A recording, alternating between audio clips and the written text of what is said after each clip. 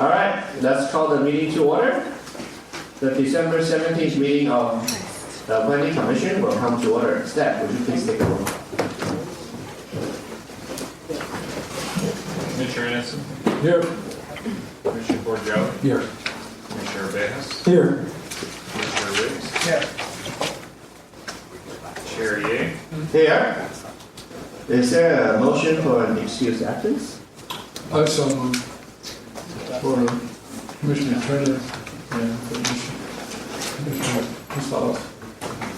Second, yes. If I just may add, we are aware that Commissioner Turner had asked for an excuse absence. I didn't get a request for an excuse absence from Chair Carcona, so it'd be up to the discretion of the body. He was conflicted last time, was he not? That is correct. So then should he not be excused if he was conflicted? And that's a logical step. There we go. Let's vote. I got a call from him just a bit ago to, release that he's got to recuse himself. He's conflicted. Let's move on. Let's go. Did we second it? Let's have a vote. Yes, we did. Who's your second? And Yes. All right, let's take a roll. Commissioner Anderson, Yes. Commissioner Borgelli, Yes. Commissioner Bejas, Yes. Commissioner Riggs. that went so fast on me, I don't know what we Say yes. yeah. Excused absence for both. Thank you. Commissioner Yeh. There, yes. All right, that brings us to the flag salute. Commissioner Borgelli, would you lead us in a flag salute? Everybody would rise, right hand over your heart, caps off, please. Ready, begin. I pledge allegiance to the flag of the United States of America and to the republic for which it stands, one nation, under God, indivisible, with liberty and justice for all. Thank you. Well, item number 3, report on posting of the agenda. Staff, may we please have a report on the posting of the agenda? Yes, good evening, Chair. The agenda was posted at the public notice board at 3031 Torrance Boulevard and on the City of Torrance webpage on Wednesday, December 11th, 2025. Thank you. Announcement of withdrawal, deferred, and or supplemental items. Staff, are there any withdrawal, deferred, or supplemental agenda items? Yes, Chair, there is. We do have a supplemental on agenda item 8A as an example. Thank you. All right. Now we're moving on to oral communication. This portion of the meeting is reserved for comment on items not listed on the agenda and is limited up to a 15-minute period. Under the Ralph M. Brown Act, the Planning Commission cannot act on items raised during public comment, but may respond briefly to statement made or questions posed. Request clarification or refer the item to staff. All speakers are limited to 1 minute. Is there anyone from the public who wishes to speak on items not listed on tonight's agenda? That means not item 8A. Okay, I see none. Let's move to number 6, consent calendars. Staff, are there any minutes for approval? Chair, yes, we do have one set of minutes for the November 5th, 2025 meeting before you for approval. All right. I need a motion. I motion to approve the minutes of November 5th. Do I hear a second? Second. All right, let's take a roll call. May I ask for which commissioner or second motion? Riggs. Thank you. Commissioner Anderson, Yes. Commissioner Borgelli, Yes. Commissioner Bejas, Yes. Commissioner Riggs, Yes. Commissioner Yeh. Yes. That motion carries 5-0. Thank you. Now, before the meeting continues, there are a few matters of general information to explain. This meeting will be conducted in an informal manner. Formal rules of evidence, such as those used in a court of law, do not apply. Everyone with an interest in the item will be heard. Decisions will be based on evidence presented, including the staff report, any pictures or drawings presented by staff, oral testimony heard tonight, any written or graphic material presented during the meeting, and the personal observation of each commissioner. If you would like to speak on an item tonight, we ask that your remarks are pertinent to the project and do not include personal remarks. Repetition of evidence is neither necessary nor helpful. The meeting is being audio recorded, and the minute secretary will prepare minutes of the proceedings. When speaking on item, please come forward to the podium, speak clearly and give your name and address, spelling your last name for the record. Fill out a speaker card and deposit in the box at the podium. The podium is right there. Zone changes, general plan amendments, and variants are brought to the City Council for a decision. All other items are final with the Planning Commission. Unless appealed to the City Council, appeals must be filed within 15 calendar days of the decision and are filed with the City Clerk's office and pay the necessary fees. The item will be heard in the following manner. Staff will read the agenda item. The applicant will then be asked to address the Commission and respond to any questions the Commission may have.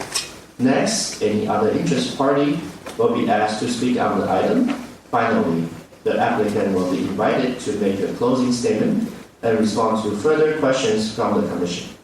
The Commission will then close the public hearing, discuss the matter publicly, and vote on their decision. Tonight, we have staff from the Community Development Department, Fire Department, and the City Attorney's Office. They are available to provide additional information. All right, staff, are there items on the administrative matters? Chair, we have no items on administrative items. All right, thank you. Now let's move on to tonight's show, hearing. Staff, are these their item on the hearing tonight? Yes, Chair, we do have one hearing item.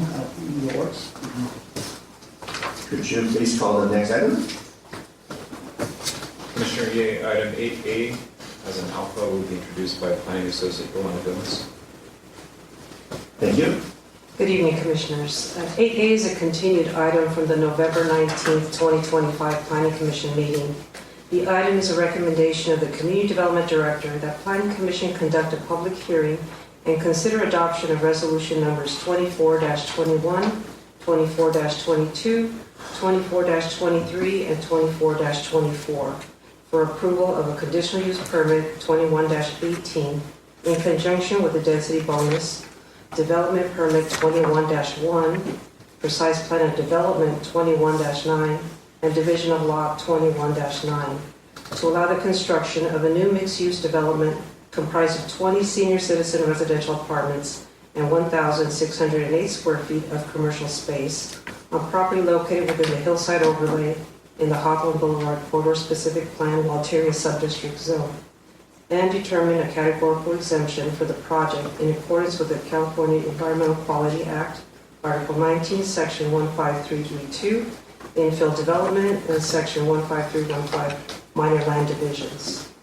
As background, the site has been vacant since at least the 1960s and has had a few requests for entitlements over the decades, including single-family residential, followed by mixed-use projects providing one dwelling unit, and through the current decade, mixed-use projects with multifamily residential. None of these proposals have been approved, with most withdrawn or continued indefinitely due to the various applicants' inability to mitigate the hillside overlays impact restrictions. The current applicant has worked with staff over 7 years over multiple iterations in attempts to meet the hillside regulations. However, with the passing of the Housing Accountability Act, which provides regulations removing the local municipalities' subjective development standards from review, the applicant has submitted a project that includes a density bonus application, providing one affordable rental unit in order to utilize the density bonuses relief with concessions and waivers from subjective development standards, including the hillside overlays, view, light, air, and privacy protections. During the application process, the applicant was required to submit a number of environmental studies that included soils, noise, traffic, and shade. City technical staff reviewed those studies and were satisfied with those preliminary documents. Should the project be approved, technical staff from those divisions will require more in-depth studies to support the project's viability. Staff advised the applicant to bring their environmental consultants today, should the commission have questions related to those studies.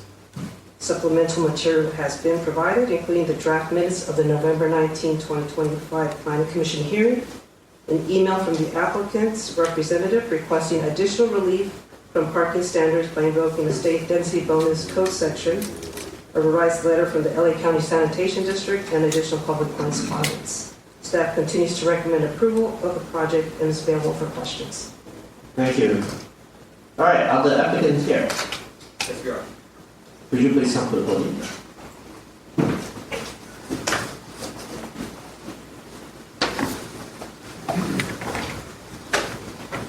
Good evening, Commissioners. Greg Tross on behalf of the applicant. Also have the... Hold on 1 second. Oh. I think, could you please, if you want to speak, please speak to the microphone. Oh, can you hear me okay? Is everybody okay in the audience? Yes. Good evening, Commissioners. My name is Greg Tross. I'm here on behalf of the applicants. We also have the architect Dan Whitney here with me.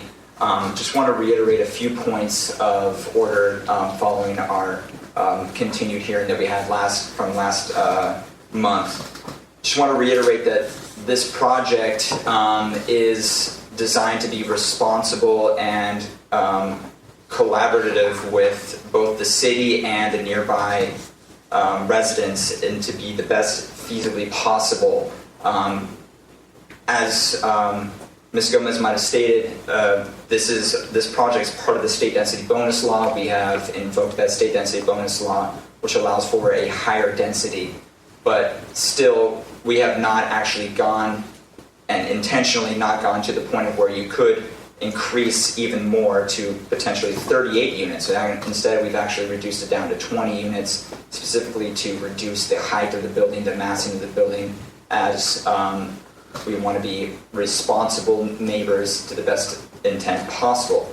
Now, one of the issues also that we have here is that this also invokes the Housing Accountability Act, which effectively states that when you have a housing development project, as we do have here, the only way you can really, deny one of those if there are objective standards that are specific enough to deny, and even if you have those standards, you have to be able to not condition away those standards. So I just want to reiterate that this project has been assessed by the city over 7 years. It has been assessed by the applicant in order to make sure that we can do what is the best possible, be the best neighbor, and we are here to answer any questions you may have today. Thank you. Thank you very much. All right. Shall we open up to... Mr. go ahead. Sorry, Mr. May I say something? Good evening. Dan Withy, BSB Design. I guess two of you weren't here last time that we had our last meeting. I just thought I'd give a short recap of sort of where we came through on this project. Back in 2020, when we first designed this, we had to meet the 25% commercial requirement, we had a 3-story building over parking, or really 2 levels of parking with 2 levels of units above. And we were within 3 feet of the height, but we had a meeting with the neighbors, and they were upset about the height and all that. And so I went back, and the reason that we chose the state density bonus was so that I could make a concession out of the retail. If I reduce the retail, I can reduce a whole level of parking, which meant I dropped the whole building a whole level. And I thought that was really a good compromise in the neighborhood, because we're actually way below the 45-foot height. We kept the 20 units, but we reduced the retail portion of it and made it office. And we felt that was appropriate for the area. And also, the senior aspect of it makes it a less impactful project in terms of traffic generation and noise. So we thought that was an appropriate thing for the stakeholders in the area. And I think the thing that's, to me, this property has always been designed or zoned as a mixed use. It allows mixed use property. It's in the Hawthorne Corridor overlay. I've done 3 projects in Walteria with this Hawthorne Boulevard Corridor overlay. The owner purchased the property based on the zoning and has been pursuing doing a project based on that value of that zoning. And it's like, the last meeting, I got the feeling that, there was no, we shouldn't even be doing anything on this property. Well, I don't know, it's zoned. And the other thing I want to clear up about Hawthorne Boulevard, currently, the curb to curb, we had a lot of comments last time about how dangerous Hawthorne Boulevard is. People will be slowing down, people going 60 miles an hour. Hawthorne Boulevard at that point is 34 feet wide, curb to curb. A normal lane, I don't know if the traffic engineer's here, but a normal lane of traffic is about 12 feet. That means that the second lane, the outside lane, is over 20 feet wide right now. We are adding another 6 feet to that. So we're going to have 26 feet for that second lane, which is really another lane. It's 3 lanes. So the fact that there's going to be plenty of room for people to decelerate, to make the approach into the entrance without disturbing the other 2 lanes of traffic at all. I just want to be really clear about that because I don't think it came out in the last meeting how wide this street is at that point with no parking. So anyway, just want to make those comments. I'm here to answer any questions. Thank you, Mr. Dan. All right, shall we open up? Do you guys have any more speakers who want to present? Dan or Greg, do you guys have anybody else? I'll just reiterate that we do have our consultants here should you have any questions, and we're going to answer them. What kind of consultants are here besides environmental? The environmental consultants would be traffic and noise, and unfortunately we did have one other that had an emergency, and that was the air quality consultant. So the traffic and the noise consultants are here. Yeah. Okay, thank you. Oh, and the soils as well. Sorry. Okay, Yes. wonderful. Thank you. All right, shall we open up for public comments? All right. Do we have any speakers from the audience who would like to speak on this item?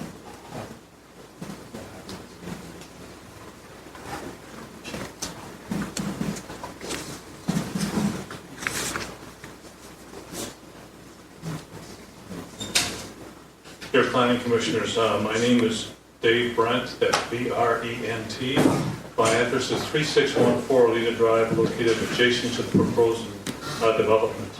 The Housing Accountability Act does not strictly apply to this project plan in a way it has been represented by the developers in their submitted documents. To be exact, the Housing Accountability Act protections apply when a project fully complies with all objective development standards. The project does not meet that threshold because it relies on discretionary approvals by the city, which seeks to allow shared parking between residential units and commercial space. Excuse me, I'm sorry. For speakers who spoke at the last meeting, because this is a continued hearing, you're only allowed to speak. You're not allowed to speak again if you're presenting the same arguments. And from our recollection, from what our list shows, Mr. Brent, you spoke at the last meeting. So, My arguments are different. but you only have 1 minute to speak on this issue, so. That's fine. I'm sorry, 2 minutes? Is it 2 minutes to speak on this issue? Okay. So you've already used that time from this, because this is a continued meeting. So you've already used your time to speak. So we're going to open it up to other speakers who haven't spoken on this issue. Thank you. Hold up. Yeah, Chair, I wasn't here last meeting, nor was Commissioner Ovejas. So how do we handle those circumstances? I think we should have a right to listen to arguments, both sides. Hold on, okay. Planning, Michelle, Director. Yeah, Commissioners, Michelle Ramirez, Community Development Director, we can take a 5-minute break and we can call our city attorney to verify. But generally, once you've spoken on this, since the project itself has not changed, even though there might be new commissioners, that doesn't change the fact that someone used their 2 minutes. So what we can do is if you want to take a 5-minute break, you can contact the city attorney, verify the information, and then come back to make sure we're handling it properly. But before you do that, I also want to get a consensus of who spoke at last meeting, since we have people here. If they all spoke, then there's no public comments. Excuse me, I would like to say if the applicant has had a chance to make a new statement today, then we should also have a new chance. It doesn't work that way. I'm sorry, okay. Let's take a 5-minute break and let's just recess. verify. I will be back. Thank you.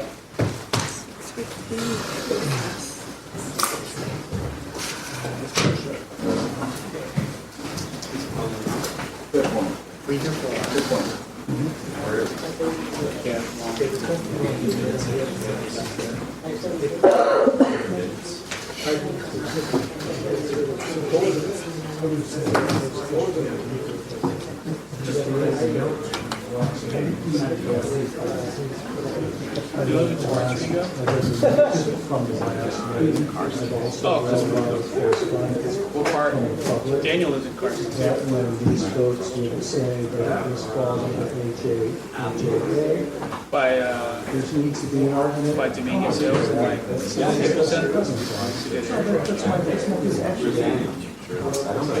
you know, it's somewhere along that area as well, because I know he doesn't have free. We have more than 50 people. I know that one. Reaching everybody is okay. It takes me the same amount of time to use because it's now all before I used to take 4 or 5. And anything else? The same amount of time to just use slower. Well, because it's on side streets. That's why I said Yeah. you better read it. I'm frustrated. I'm so tired of freeways, man. I was a sprinkler clerk for 16 years before I got into this. Yeah. The share of freeways has been Like I say, it was short, right? I don't remember what happened yesterday, a little month ago. every school that they built at LAUSD. The Tom Bradley Terminal, that was one of the last projects I was on. The expansion project. Nokia Theater, downtown, like LA Live. Building. A lot of room. Did a lot of repairs. Oh, it works a little slow, but this guy needs help, so go out to like, Camarillo. Camarillo, dude. But yeah. So she's talking to the city attorney right now. If they spoke at the last meeting, they do not get to speak again. Okay. The applicant does get to give his overview again as the applicant. Sure. And for anybody who wasn't here at the last meeting, they should have listened to the minutes. Should have Listened to the video, to the audio. There was a declaration on the microphone that if his argument was different. It's not different though. No, it's the same. It's important to explicitly say. These are the same. But that's the thing, you only get, it's a continued hearing, so it's essentially the same hearing. Each person in the public only gets to speak for 2 minutes. So whatever arguments they had, they needed to make that, because the application's argument hasn't changed at all. A recommendation hasn't changed at all. So they've had their opportunity to make whatever arguments they make. I think you have the enviable task to make that declaration public. Oh yeah, we will. My question is, do we know who spoke at last meeting? Yes, we have a list of the people. That's why I didn't remember. I don't remember. I'm sorry, I didn't remember either. Leo has a list, so that's how he told me. That's why Because I wasn't here at the last meeting either. Right. I was here.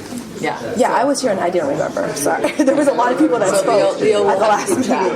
So people, do we check them first and instead of calling them out one by one? Well, if they come up and they say their name and they were on the list before, they've already spoken. So they've had their opportunity. So we should check. Before they speak, we should check their names and companies, right? Well, we're going to make an announcement and just remind them that if they spoke at the last meeting, they've used their 2 minutes. You won't make an announcement. I will say that that we've confirmed that's the procedure. So we're not going to let them speak again. So if they come up and they have their name on the list, we'll stop them. Wait, something has changed. Oh wait. Okay. She's just telling me right now. I've been saying non-voting process that I don't remember him saying this, you can always listen to these things at such and such as webspace.com. Yeah, we knew these guys. I could see them all every surprise. No, I did not. You can read it. I don't listen to what I read. But if I knew that there was something that was available for me to listen to, so listen to it. There's the onboarding process, didn't have that. That means he's still there. He still works. He's Still filmed also. They, originally when that that already? was built, it was built for the 80 Olympics. So when they built it, they weren't long term. They were thinking, let's land lots of planes really quickly and get people off. Now they've built, when they built, I don't know, have you ever flown internationally through there? You know how it's 2 levels, and if you're on an A380, they can board 4 doors on a double decker. That's that 800 passenger. The A380 looks like a huge one, and their engines are the size of like 2 Teslas. They're so big, their wingspans, that if you're on the tarmac, you have to let the plane go slide. They found that's why they don't have the full capacity of what they were estimating, because the weight is too much. It's pretty hard. I've never been in one, but they built it like a high rise. So there's 2 superstructures, like each one of the arms that sits out, you're boarding 4 doors all at the same time with like 900 people. It's crazy. The airbase like that. You'll know it when you see it. If you're ever like, why is that plane awkwardly here? Yes, kind of like that. Like it has a bigger forehead or a downform front end. We were there when they did the Endeavor flyby, and then it landed, and then Endeavor was housed inside of the Qantas hangar, which is off on the end of the strip. My foreman got to go inside of the Endeavor and sit. He showed us pictures, it's crazy. Because they did a flyby, and then took off, and then circled the beach area, and then came back and landed in the mountain. Yeah, I remember taking my kids out there and showing like 135th, and we stood out in the street and wanted to go by. Yeah. It was neat. Yeah, it's sat on top of the 747. Spending a lot of time there. That was 2009, we were thinking that economy, and they were, he was going to lay me off. And I go, well, I have to do bonding time. During bonding time, what I'll do is I'll go through the custom background check. That way I can get back to work in the airport. But in my mind, I always enjoy the job. How many places are so they probably did it. Want to get on one of those jobs. It was about long wait. And that one was going to be all. I met the architect who built it. He built it so it looks like crashing waves. So when you pull in off the 105 while you're going through the airport, if you look at it, and then the smaller ones on the other side of the smaller waves, but that main one was pretty intense. Yeah, it was a big project. Yeah. Right. They make sure they still want to do it. No, what's that? Yes. I only saw like a picture, but where exactly is it going to sit? His friend was from Torrance, where they have it displayed. Oh yeah, I tried by there just on purpose to see those. That's going to be the restaurant? Yeah. We're gonna have a sky deck there. Kind of like Proudbird. Yeah, like the Proudbird restaurant that sits up the approach area. Sounds like a cool concept. Yeah, of course. It'd be like a cool bar or something like that. I always thought that they should have taken the Lava Wall and made it part of the mall where the Marshalls was like kind of like dingy and just all bars. And close off certain sections and just have all bars and then people can walk from bar to bar inside that home, just on that marshal's wing. And then there's a substation there, so people would have to exit through the substation to go back out to their cars. But I thought it'd be a cool night like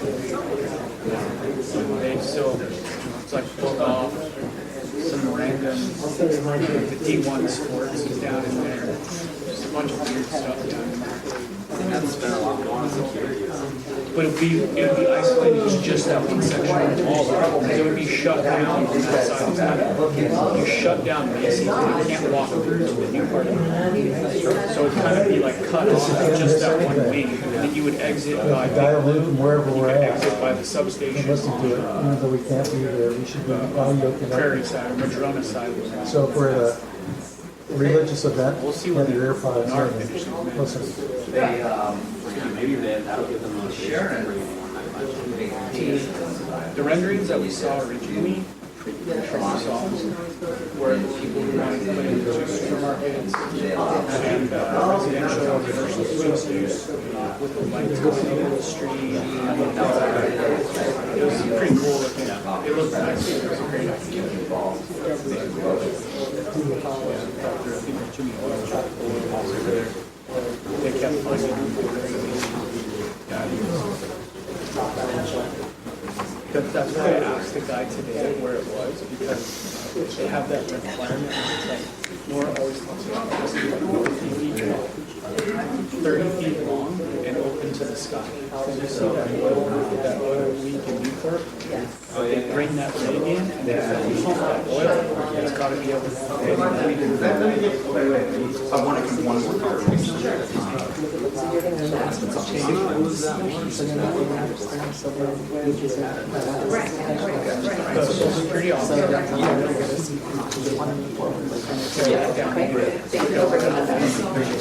The other one on the Crenshaw, they have one. And the last guy, yeah, the project was called. So they did do a substantial change to their application, so people will get to see it. And on this notion that we should listen to this, Yes. where is that process? City clerks, contact the city clerks. As the secretary reports all the, So Joe, we're gonna let the first gentleman just vote. We're gonna let him just start the Yeah, but I mean, you guys start on the, I'll tell you too. What's the material change? Okay, so do we have to roll call that again? After you Wait, call us? after the joke is back. The backyard was big. How convenient. And he went to start and they started grading and they found it. That's not like that.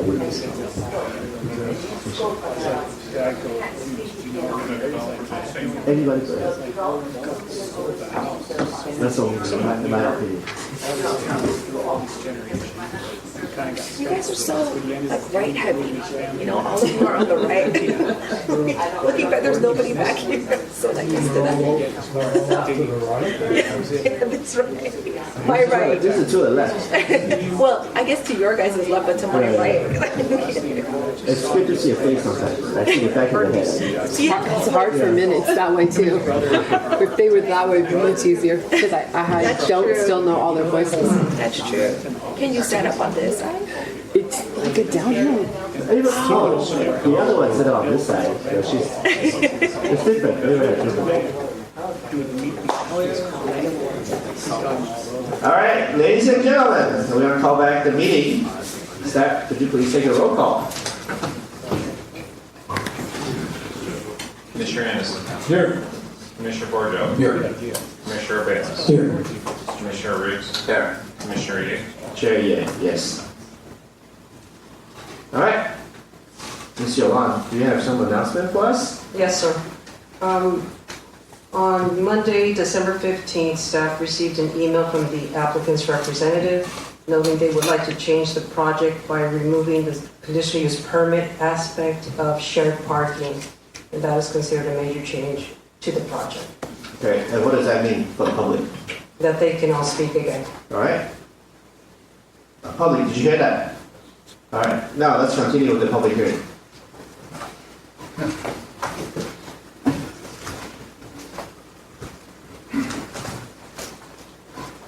Welcome back. Thank you. Dear Planning Commissioners, my name is Dave Brent. My address is 3614 Alita Drive, adjacent to the proposed development. The Housing Accountability Act does not strictly apply to this project plan in the way it has been represented by the developer in their submitted documents. To be exact, the housing accountability protections only apply when a project fully complies with all objective development standards. This product does not meet that threshold because it relies on discretionary approvals by the city which seek to allow shared parking between residential units and commercial space. The Housing Accountability Act explicitly allows the city to impose conditions when safety is at risk. Under government code, a project may be modified or denied if there's significant quantifiable, direct, and unavoidable adverse impact on public health or safety. The exact condition exists here unless corrected. Based on the submitted plans, the divided driveway used to access the garage is located on a high-speed downhill curve of Hawthorne Boulevard where visibility is obstructed, especially when SUVs, trucks, or large vehicles are present. Second, the developer's plan offers only 5 parking stalls for both guests and commercial use, which is not workable and unsafe for senior housing in a car-dependent location. Third, there is a high likelihood of parking overflow onto distant residential streets or unsafe parking at Hawthorne Boulevard. 4, where will large trash trucks park? These objections represent a clearly identified safety hazard for senior residents, family members, caregivers, emergency services, business patrons, and other visitors. The Housing Accountability Act does not apply its claim because this property depends on discretionary approvals, not objective standards. The city retains the authority and responsibility to require conditions and modifications. Approval without addressing the safety. Thank you, David. Your time is up. Okay. Thank you very much for your comments. Thank you. All right, do we have the next speaker?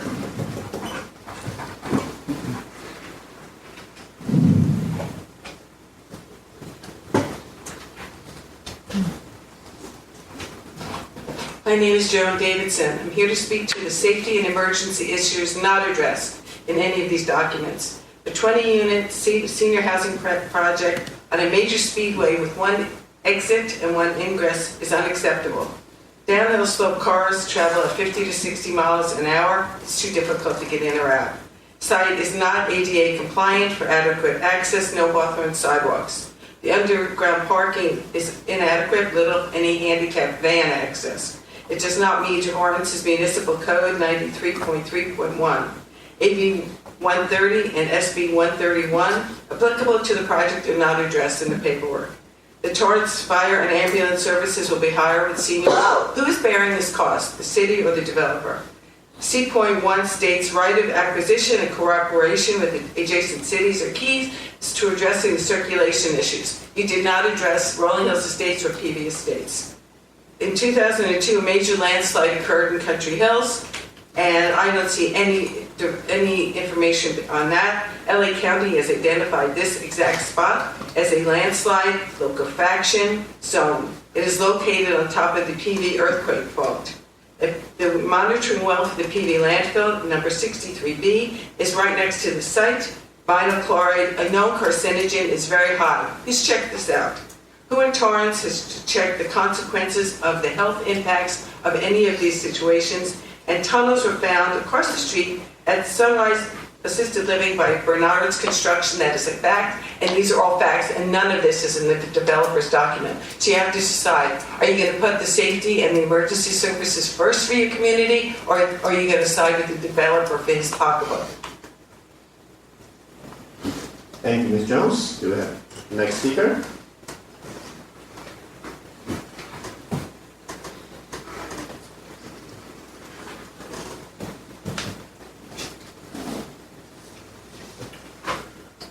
Good evening, Commissioners. My name is Mike Rosa, ROSA, speaking tonight on behalf of the adjacent commercial properties immediately north and south of the project site. Tonight I want to focus on a letter dated December 9th that we submitted as part of the agenda item. This letter addresses unresolved geotechnical and construction phase safety risks identified in the applicant's own documents. We support well-planned residential development and understand the city's obligations under state housing law, but those obligations do not eliminate the city's independent responsibility under CEQA to base approval decisions on accurate project descriptions and full disclosure of construction phase impacts. Here, the applicant's soils report assumes excavation depths of no more than 16 feet and calls for reevaluation beyond 20 feet. Yet when required remedial grading, slab thickness, and footing depth are included, elements not reflected in the submitted drawings, the actual excavation reaches approximately 23 feet directly on the property line. This discrepancy undermines the temporary excavation assumptions relied upon for safety. The soils report also prohibits surcharge loads within 5 feet of the excavation and warns that major yielding of adjacent soils may occur during construction. That 5-foot zone is actively used on our property every day for parking, truck access, and critical electrical infrastructure serving occupied commercial tenants. Despite this, the project proposes no revised engineering analysis, no updated shoring design, and no monitoring or mitigation plan capable of addressing that risk. While I understand there may be concern about litigation exposure if the city denies a project, approving a project with documented engineering conflicts and unresolved construction phase safety impacts presents its own legal and public safety risks. For these reasons, we respectfully request denial or at a minimum continuation until these issues are fully and transparently resolved. Thank you. Mr. Chair, I need a clarification. Sir, can you named Hold on, 5-foot hold zone? on. I just wanted to get a clarification. What did he say? What did you call it? 5-foot zone? The 5-foot zone with the soils report prohibits surcharge loads within 5 feet of excavation. Thank you. Okay. 5 feet within excavation. Okay. Which will be done right on our property line. Thank you, Mike.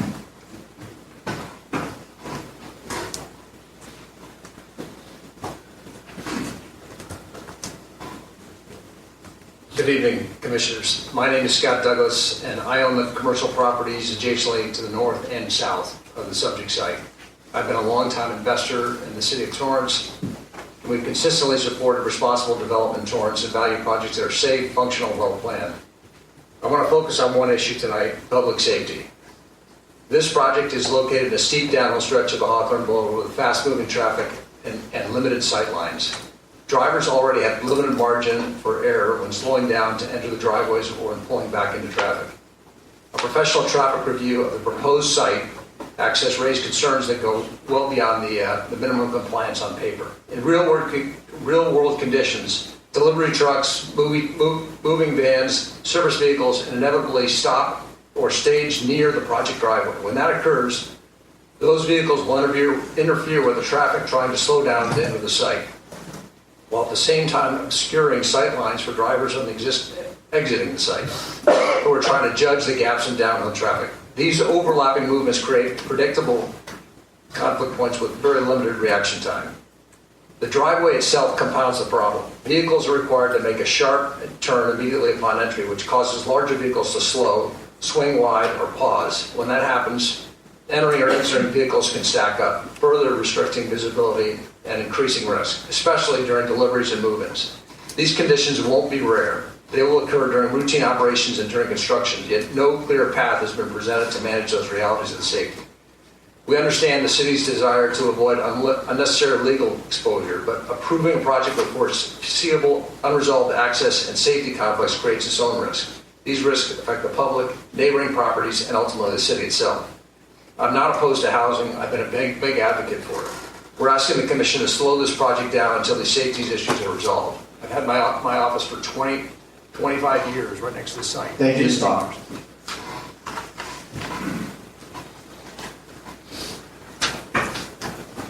Go ahead. Okay. Thank you. Good evening, Commissioners. My name is Vivian Lee, and I live on Alita Drive, directly adjacent on the north side to the lot that we're discussing today. We provided printed visual comparisons that show how the proposed structure sits relative to our home, and I encourage you to look through them as I summarize our concerns. As mentioned before, the location presents traffic and safety challenges. Hawthorne Boulevard frequently sees fast-moving vehicles moving downhill. My mother, who's here with me today, was in a car accident at the Hawthorne and Newton intersection less than a year ago due to a car coming down the hill at a high speed and passing through all red traffic lights. Our concerns are not merely subjective or speculative, but are based on validations of that lived experience. At the last Planning Commission hearing, it was stated and suggested that concerns around inadequate parking and increased traffic should not be treated as adverse impacts on public health or safety. That framing is incorrect because the definition of public health itself explicitly includes prevention of injury and creation of safe environments. Both the CDC and NIH both define public health as protecting the health, safety, and well-being of our communities, which also includes improving health through transportation policies, preventing road injuries, and reducing environmental risks. Inadequate parking and increased traffic congestion directly elevate risks of pedestrian injuries, vehicle collisions, and emergency response delays, all of which are well-recognized public health and safety impacts under those definitions. Before I close, I want to emphasize that as someone from a generation who has experienced firsthand the challenges of housing availability, I do generally support development on this project and this parcel itself. However, the current proposal pushes for scale and density directly to the property line to a degree that is only permissible because of the state density bonus. That is in direct conflict to what the applicant has stated in terms of a meaningful commitment to community responsibility and the safety of our neighbors. Thank you. Thank you, Vivian.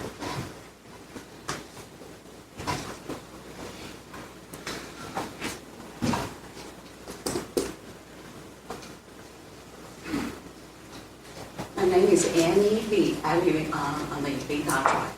This project is right behind my property and 10 feet away from my property line. Besides all those safety issue, I'm concerned about like the traffic or the excavation. Okay, right now it's a vacant land. Okay, the neighbor, the vacant land's owner. Okay, never take care of the vacant land. Okay, those trees growing so big damage my fence. And also, there's the fire hazard, okay? So we cannot trust them that they can build, they say that they care the neighborhood or building such a good project. But look at the vacant land, how they didn't spend any time, to take care of the vacant land. Okay, thank you. Thank you, Andy.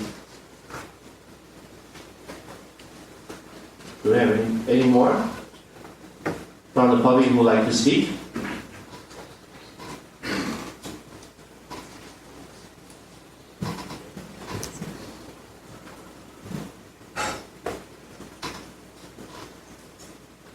Yes, my name is Tom, and thankfully I don't live really near this project. I live across Hawthorne, upwind, thankfully, of what was a diatomaceous earth mine. And I think when we do excavation on this project, should you grant approval, we're going to end up with diatomaceous earth, which includes a lot of what's known as PM 2.5, airborne airflow dust, which just doesn't go away. It just gets blown around during the construction phase. And when we have semis rolling down Hawthorne, it's going to be swirling around there for years and years and years.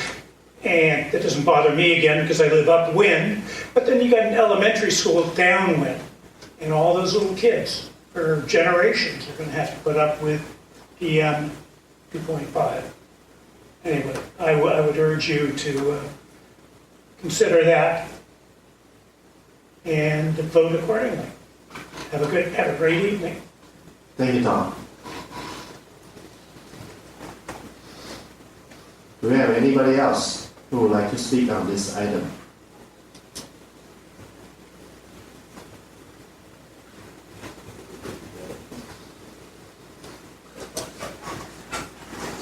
Hello.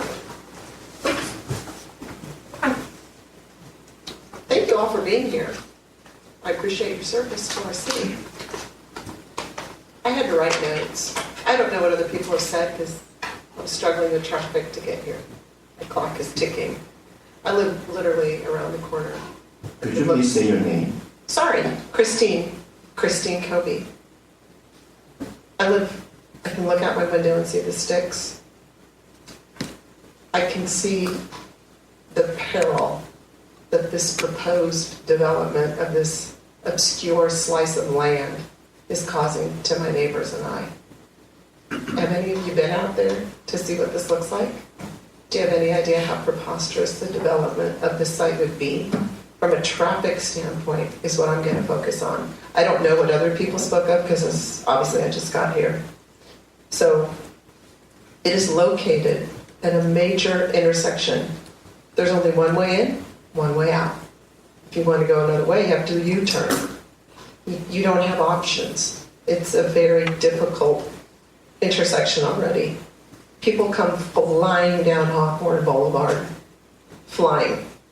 I've watched them almost hit people crossing the street. They're going 50, 60 miles an hour. It's 45, but no one pays attention. Somebody trying to pull out of that driveway doesn't stand a chance. Southbound traffic is unable to access the subterranean garage driveway unless they do a U-turn. And that U-turn, again, is right there at a major intersection. There's no ADA compliance for access or sidewalks. The underground parking is not adequate or allowing for any visitors, any ride shares, no deliveries, and it would require that these people back out onto Hawthorne. That should be interesting. Nowhere is there a safety exit or as the main intersection because it sits on the highway and it's adjacent to the intersection. Thank you, Christine. Does Your not time's meet up. TMC. Well, I'll just leave my notes right there.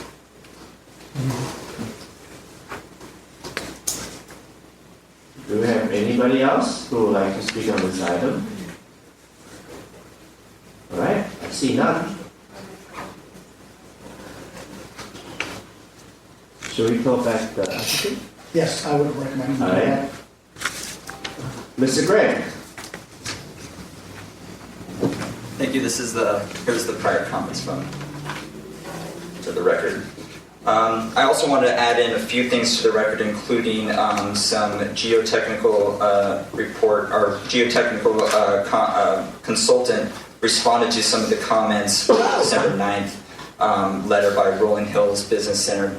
And the main thing I want to reiterate is I understand that the neighbors might be have issues with this project, but once again, stating things such as traffic, that people are dangerously driving down Hawthorne are not things that the project applicant can stop. I cannot stop, or the applicant cannot stop someone from driving 60 in a 45. That's not for the applicant to worry about. What the applicant needs to worry about is what is zoned on the property, what the general plan designation is, what is permitted on the property, and they have done that. We have worked with the city for 7 years to ensure the development of this project. We have provided multiple reports by consultants on the environmental side, including the geotechnical consultants who have provided multiple reports, multiple responses to those reports that were or answers that were peer-reviewed by the city consultants or the city's experts on the other side, who have also opined that they meet the standards set forth by the city, by the state, by law. So what I want to reiterate tonight is, even though the public comments, while they may have their points, they are not actual evidence to deny the project. There's nothing that they have provided tonight which is substantial evidence to say that there are any factors which would be a reason to deny the project here tonight based upon the Housing Accountability Act. If there are any other questions that you have, we will happily answer them, but I want to reiterate once again, the Housing Accountability Act applies. The objective standards are what is important here. The substantive or other issues that are at play here do not apply here. So once again, happy to answer any questions if you have any, but just want to reiterate that. And once again, if you do have some questions, our geotechnical, our traffic engineers are here. Happy to provide those. Thank you very much. Thank you, Greg. All right, Steph. At this point, should we close the public hearing? If you have any further questions, Yes. Right. That's, Chair, I'm sorry. All right, Commissioner Bocelli. Commissioner Bocelli. Thank you, Chair.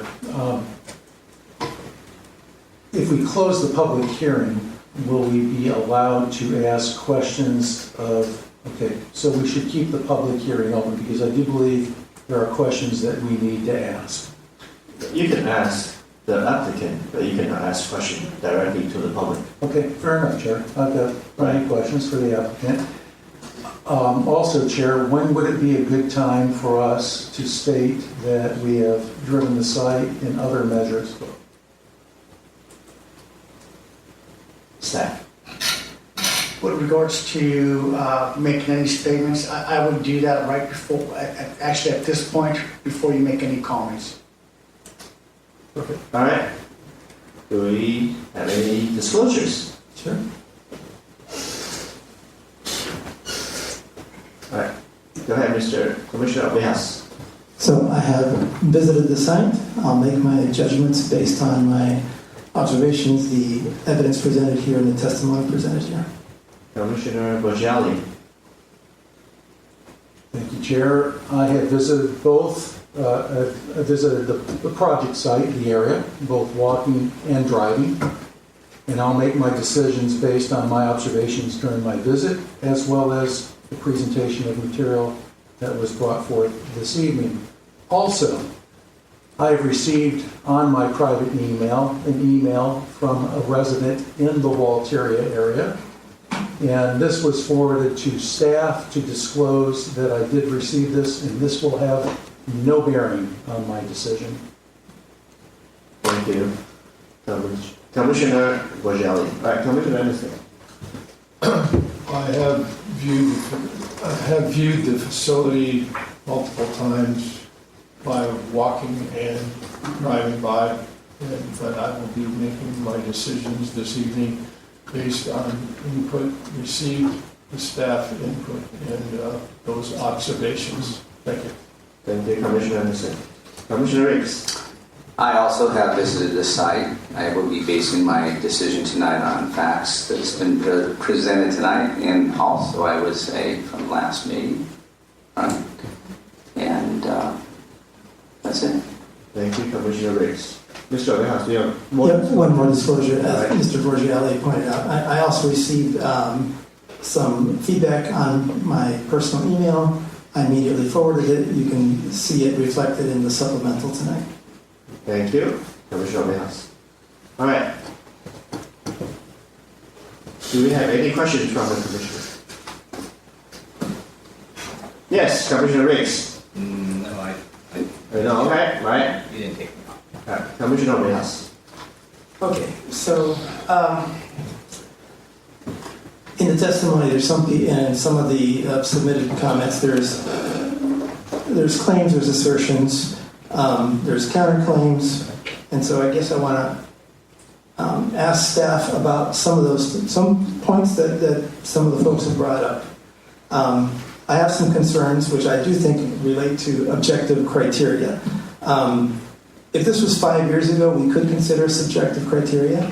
I sympathize with those people who are bringing that up, but that's just can't be part of the equation. These are the rules that are dictated to us. I'm sorry, but we have to play with the rules that are in place today. So, that said, my concerns are around the trash pickup, the parking, the deceleration lane, the sharp turn, possibly the sidewalks. I guess let's start with, it was brought up that there's a major change afoot now with so perhaps we could get some clarification on that, on the parking. Is it still shared or is it not shared?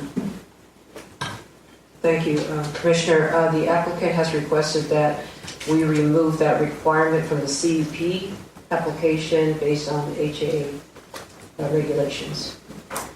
So, okay, that's a request, as I understand it. Is there, go ahead, Mr. Percy. Through the state density bonus, the applicant can request that, and they have. So we have no say on that. Okay, let's be very clear on what that pronoun "that" is, as in the parking requirements. The state density bonus law allows the applicant to request that the ADA parking and guest parking be considered part of the residential parking requirement, which they're asking for. Therefore, guest parking, as a result, is not required for this project any longer. Okay, pardon me for a second for having to digest that. That's a big deal. All right, so I think that eliminates my concern with the shared parking. I guess this is a question, one of a few questions possibly for the applicant. There's 1,600 square feet of space that are set aside for the 1,608, I think, for the commercial space. How many distinct units are planned at this time? No, that would be a question for the applicant. They did not provide a floor plan. Right, that's why I said, can I have the applicant come up and answer?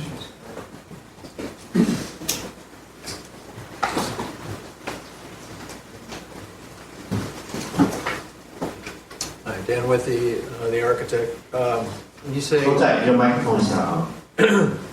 Hello? Yes. Okay. All right, that's better. You're saying how many units? No.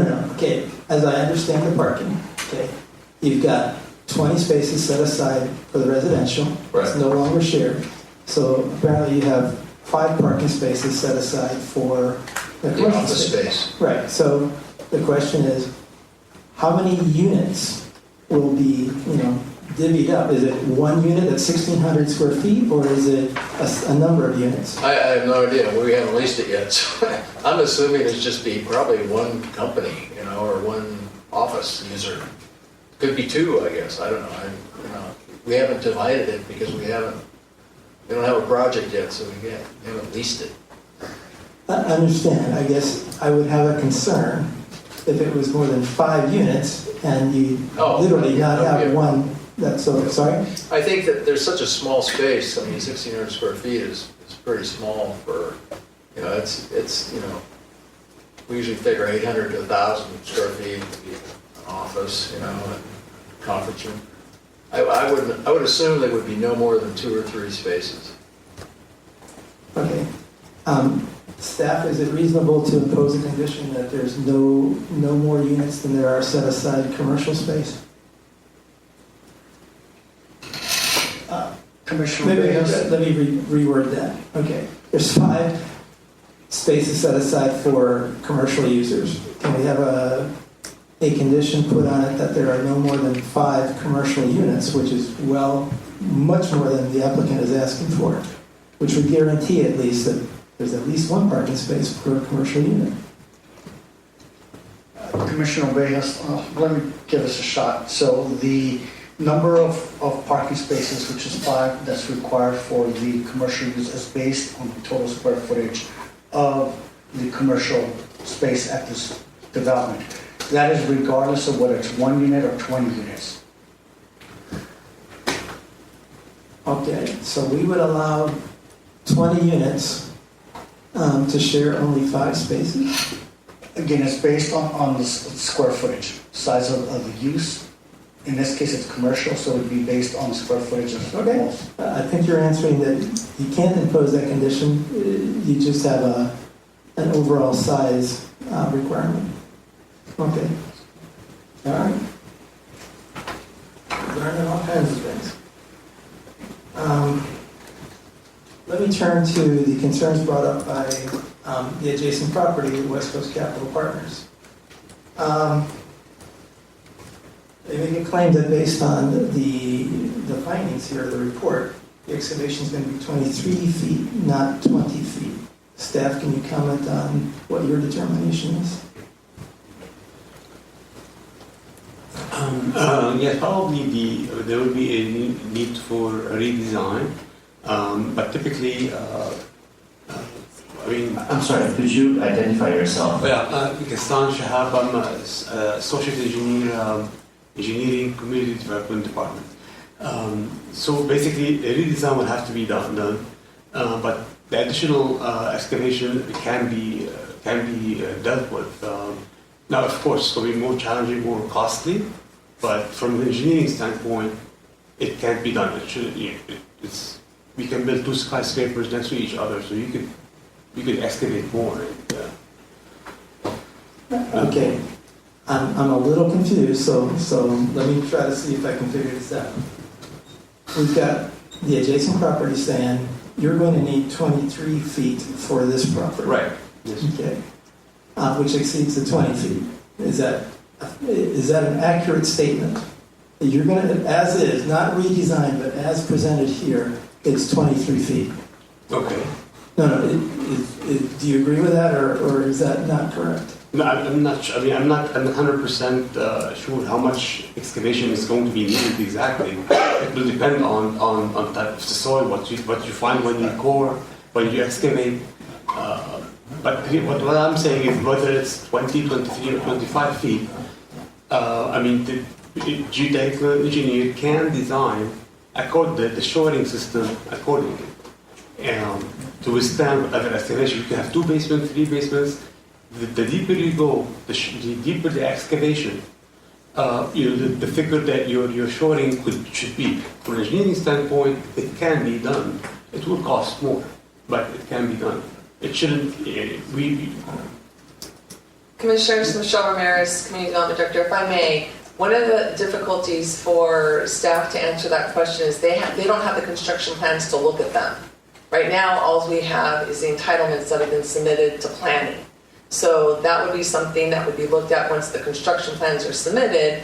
Then Gaston would be able to look at those plans to determine what would be needed, how, and what type of construction would need to be done to complete it accordingly to meet code. Director Ramirez. So then, obviously, we have a project before us. We're not going to know that until they break ground, and we're saying it's feasible, right? Yes. I think you're saying it's beyond the scope of beyond our scope here? It's beyond your scope because we don't have the plans they haven't been submitted to look at to be able to answer those questions. Not until we get into excavation and... Yes. Well, nothing like that would ever come to the Planning Commission. Right. That's not part of the Planning Commission's overview. The Planning Commission's purview is to determine if this project meets the zoning code, meets the regulations, and if it's being designed according to those standards that are within our code. Okay, so I guess the takeaway for me is this and the other concern about the surcharge loading would fall under the same umbrella as far as a concern from the adjacent property owner. Yes, once the construction documents are submitted, again, the shoring system to support the excavation could be designed to take care of any additional surcharge might be put on top. Mr. Oberges? Yes, sorry. I wanted to add in, we haven't just, I've allowed on that property edge, we're 18 inches away from the property line. I was allowing for the shoring to go in. The shoring hasn't been designed yet, and the foundations haven't been designed yet. That always comes after we start the working drawings. Then the building department reviews it, the grading department reviews it, and all the technical people all review it to make sure it's safe. But we can't do it right now. It's too preliminary. Fair enough. A concern was raised, I'm asking about it. All right, let me move on.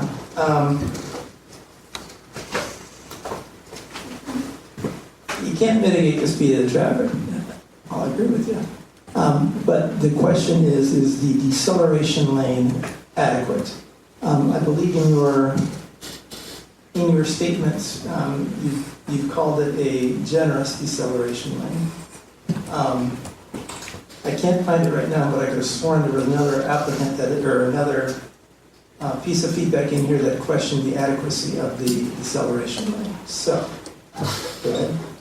I don't want to interrupt you. We asked the city to look at it, and we offered, I think I originally offered 10 feet, and they only wanted 6. I mean, their traffic department said that is totally adequate. And like I said before, when I made my presentation, we now have 26 feet in the last lane. It's now 26 feet wide with that deceleration lane. which is a whole nother lane. It's 3 lanes now. Fair enough. So staff, I guess I want to hear from staff. Do you believe the deceleration lane right now is adequate? Is that a correct statement? I believe we have staff from our traffic engineering department here to answer that question. Okay.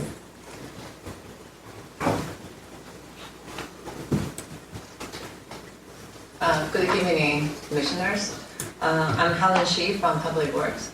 So currently the curb lane is 18 foot plus 6 foot dedication, so it's 24. That's enough for 2 lanes. It's good enough for deceleration. Okay, so don't go away yet. It's good enough for 2 lanes, but the plan is only to put in 1 lane. Is that correct? That's the current plan? The plan hasn't been finalized yet. We're still working on the driveway design. Okay. That's what I believe. There is a concern expressed again, I share it, that there's going to be delivery trucks, et cetera, which will stop in that lane. No, it's not supposed to. It should be stopped on the side.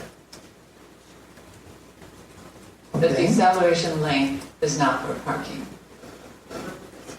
No, everybody knows that, but I guess, everybody has seen delivery trucks in the middle of the street. I know, yes, you can't litigate against that or do anything, but you could design and put in 2 deceleration lanes, is what you're telling me. If that Not was a 2 concern. deceleration lanes, 1 deceleration lane. We don't need 2 deceleration lane.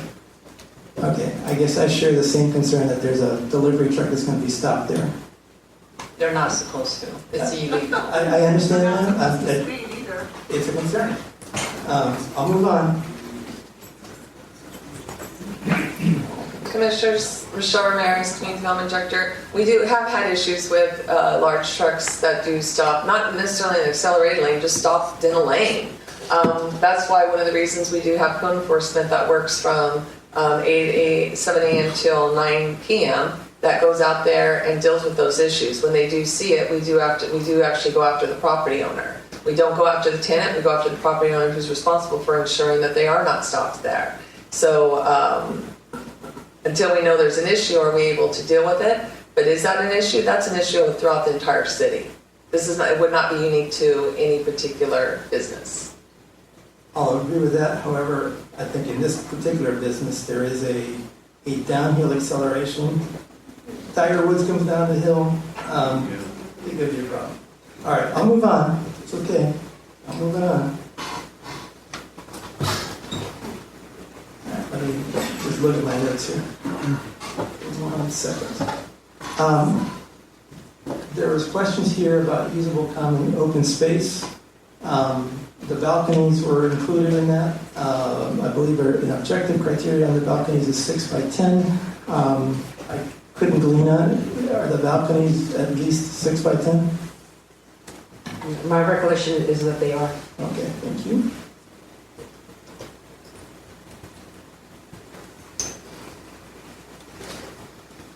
Okay, the building height. There was an issue with exceeding 27 feet and being 28 feet in a stairwell, which was beyond a fire department requirement. There seems to be again, this is one of the things that's unsettling with me. It seems to be sort of a promise that we'll deal with this when the time is coming up, but here we are. So perhaps can I get some discussion on how that 28-foot stairwell is mitigated and whether that doesn't require a waiver? Chris, Torrance Fire.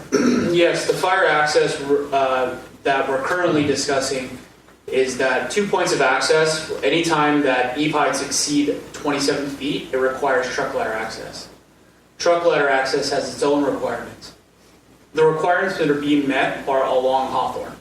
So there is fire access along Hawthorne. So that's where the truck ladder access is. Okay, so I think you're telling me that they're meeting the other fire safety codes in front of you. They can actually do more than what we're asking for, which is a pressurized stairwell with roof access all the way to the top. So what they've created is a stairwell that then gives us access from the ground to the roof deck, completely protected. Okay. Mr. Chair, I've got a lot of notes, but I don't want to monopolize the conversation, so I'll yield to some other commissioners. All right, thank you. All right, Commissioner Pojali. Thank you, Chair.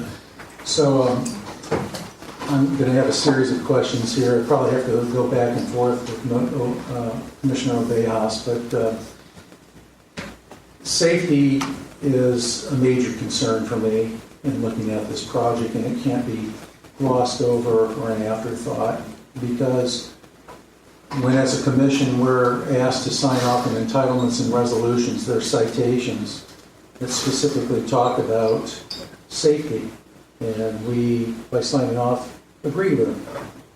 So, when I think about this project, and I think about Hawthorne Avenue, and I think about my recent visit where I turned off of Hawthorne onto, or made a U-turn to go to the residence, I think about some of the things that were mentioned tonight by several of the public members, such as people, when you're making a U-turn coming off of Rolling Hills and wanting to turn simultaneously. It did happen to me.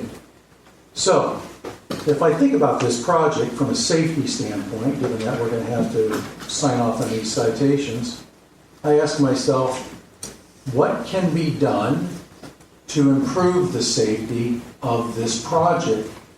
And then I started thinking, having looked at the plans, and I said, has it ever been looked at to reduce the number of living spaces so that rather than making a sharp right turn, there's a curve or an arc that goes in and comes out and goes to the garage? So the question for the applicant, or perhaps staff, is, are there opportunities for safety's sake to reduce the number of living spaces that could be repurposed for vehicular ingress and egress?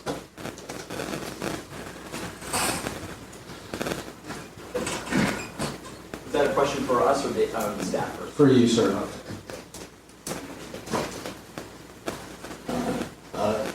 Well, we located the entrance purposefully at the north end of the site to give more time for people to decelerate on Hawthorne Boulevard. More time before they had to make that turn into the garage. The original plan I had when I had the 6,000 feet of commercial had another entrance right at was up the street or to the south for that level. I don't know that you'd wipe out a whole floor to make a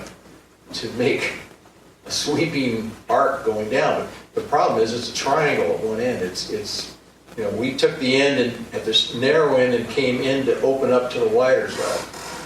So I don't know that I could do it any better. Make it any safer. I'll reiterate another thing on behalf of the applicants. It's not even financially feasible to do that and reduce the units, because we've already reduced them to the extent possible to reduce the size and the massing of the project. As I stated earlier, we could make a 38-unit building on this property based upon density and the state density bonus law. We've already put it down to 20 units in order to alleviate some of those issues that the public had, the city had. So we've already kind of reduced it all the way to the point financially feasibly possible and physically possible. So to that end, the answer would be no. Unfortunately, you can't reduce the units because of that issue. If I may, Mr. Tross? Yeah. You can't reduce the number of units because the investment does not pencil out with a reduced number of units? That would be one of the reasons, yes, but also it's not even necessary to do that and even go to that extent, because one, we've already reduced it to try to appease the public, and we shouldn't even have to do that in the first place. By law, we would be allowed 38 units on this property. Okay, we'll get to that in a second then. Sure. Fair enough. Fair push. So we heard Ms. Ramirez say that the property owner would be somebody that would be looked up if there were code enforcement issues about trucks sitting out there in the deceleration lane. So when I heard that, I said to myself, wow, if that's the case, and I'm the owner of the property, the investor, I would probably want to have done some risk assessments for insurance purposes as to accidents that could occur because of the orientation of the driveway. And my thought would be, has there been any statistical outcomes, any type of iterations on accidents occurring where an actuary was employed and you looked at the location and what the risk would be to the property owners, assuming smart lawyers like yourself would take a candidate involved in an accident and say, we're not just going to sue the person coming down the hill that can't control their car, we're going to sue the development folks. So has that been thought about? I would, frankly, if it was Amazon, I'd also sue Amazon in that instance, because technically they are the ones who did not follow the law and decided to park on the side of Hawthorne Boulevard to do their delivery. So there's laws in place to prevent that, and the onus, if it's a court enforcement issue, is placed on, I would strongly, as you know, the applicant's attorney would disagree with the code enforcement being placed on the property owner, but still to that end, if it would be, we would go after Amazon and require them to come down and actually do what they're supposed to do, which is come down the driveway and make the deliveries as they're required. So that would be my response to that. Sure, no doubt about it. So now on another matter, I think about your comment, Mr. Tross, about how this may not pencil out if we were to do something to optimize traffic flow. I'll use optimize, because this has already been reduced from 38 units to 20 units, if I've got that right. By law, it's at 38 units it would be allowed in this area, but yeah, it's at 20 units. So when I think about the local stakeholders, and I do believe that in one of the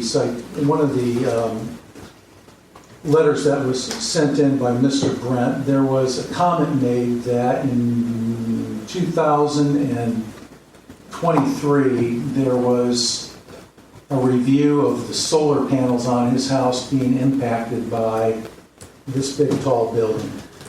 And then in Miss Lee's case, Miss Vivian Lee, and then Annie Lee, they were also talking about higher heating costs, higher air conditioning costs, higher utility costs because of this large structure. So the thing that came to my mind is, to what extent should local stakeholders be penalized in higher operating expenses, given that this building needs to go in at 3 levels in order to be able to be financially feasible? What should be the bearing that the folks that are arguing against you, what should they have to bear by way of operating cost increases? So to one of those things, we do have a shading analysis that was presented and provided to the city as part of that, and it should be part of your report, and I believe Mr. Whitby can opine on that. But to that end, I will reiterate that the property has been zoned this specific zone, and this has been designated this specific area for over 2 decades. So the fact of the matter is, if someone could have come along this entire time and presented this same project, or provided presented additional projects under 45 feet, because the zoning allows for a 45-foot building to be put on the property. It doesn't matter whether it's our project or someone else's project. They cannot rely, and the law does not allow you to have a view or to have sunlight coming onto your property. That's a subjective thing that cannot be determined in this instance too, because of the HAA. So to that end, I would say, 1, there are issues related to shading, any development loss of light. That is a subjective standard which cannot be used to deny the project here. So is there not some subjectivity perhaps on the applicant's part that this area is constructed safely and that there won't be accidents? I would disagree with that, because based upon objective standards that have been presented and provided by the Torrance Municipal Code, that have been provided by state law, we have met those requirements and been above and beyond on that. The project has been reviewed by the city staff, who are, their job it is to review and ensure that we meet the codes, we meet the laws, and do all of that as necessary. So at this point in time, that would be an objective determination. Okay, so this is to staff. When I listen to Mr. Tross speak about this project, the first thing that comes to my mind is, why isn't this project a project that's being pursued by the applicant using builder's remedy? I can respond to that if you'd like. But if you wanted to direct it at staff. It's up to staff what they wish to do. I can do that. We don't need to. Why would we wouldn't need to invoke the builder's remedy, because technically we are already within the zoning and general plan requirements. This has been zoned for this specific project. So you invoke the builder's remedy, especially when you have a property that is not zoned for that specific type. For example, let's say this would have been a strictly just commercial property, and it's not zoned for that. And let's say your housing element, I don't know, I haven't really looked at your housing element recently, but if your housing element is out of compliance, then yeah, you could invoke the builder's remedy to require a development of that magnitude. But that's not required here. This property's been zoned this way for a long time, and we meet all the zoning and general plan requirements. Commissioners, Michelle Ramirez, Community Development Director. Builder's remedy does not apply because we have a compliant housing element. So that's why it doesn't comply. That's why it would not apply. The other, if this project was to go through, one of the recommendations I would make that the commissioners think about adding as a condition is that all deliveries be made on-site. That way it's very clear that whoever is the owner of this CUP, they are the ones responsible for making sure all deliveries are on site. Thank you. So to that point that Ms. Ramirez remarks on, if I'm not mistaken, it was said that the notion of trucks going down to the basement, to the parking structure, would require something in the order of 14 feet. And the architect said not going to be able to happen without doing something above. Can you comment on that? That would be done through when they submit for their plan check through building and safety. They would be looking at those requirements. Yeah. So this whole safety thing and the notion that this appears in the resolutions and in the entitlements and stuff like that, and the fact that we have to vote on this, I'm saying safety feels very fluid to me at this particular point in time, recognizing we have to vote for this land to be used a certain way and then rely on somebody else within our talented group to tease out full safety measures that the applicant can abide by. Your job as planning commissioners is to determine if this project meets the zoning code based on what has been submitted. You're not looking at the construction documents. That will be done through the building and safety department, as they will rely on the building code.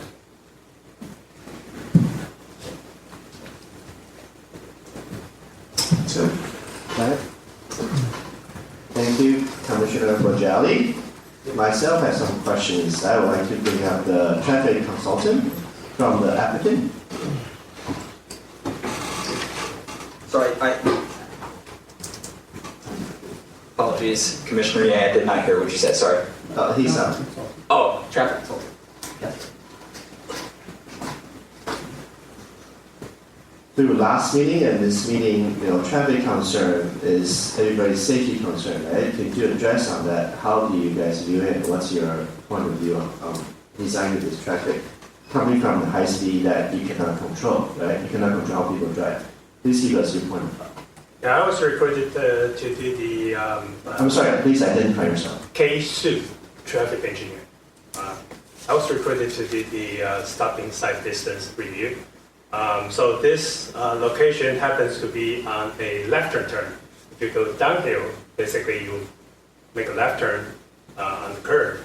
So it is a curve, but it's the best curve that could handle this type of driveway because the driveway is in front of you if you're driving down the street, down the hill.